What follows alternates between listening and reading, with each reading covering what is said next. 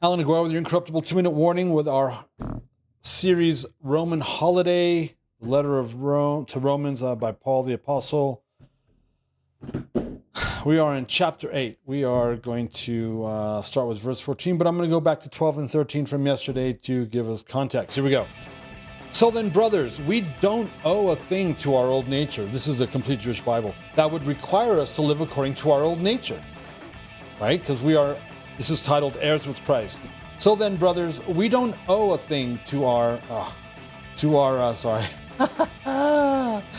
old nature. That would require us to live according to our old nature. 13, for if you live according to your old nature, you will certainly die. But if, by the Spirit, you keep putting to death the practices of the body, you will live. Verse 14, English Standard Version. For all who are led by the Spirit of God are sons of God.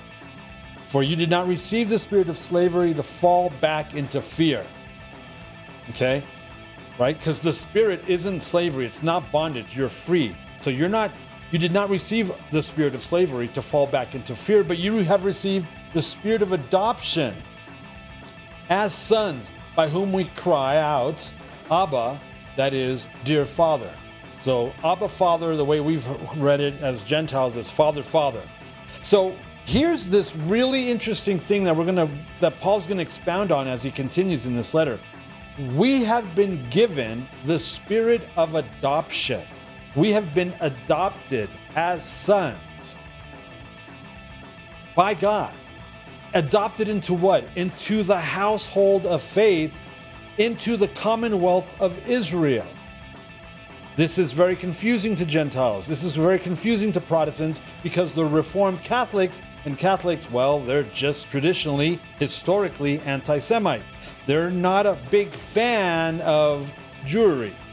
So, Paul's going to explain this. He's going to explain about the olive tree and how we've been grafted in based on this spirit of adoption. And people don't necessarily like that.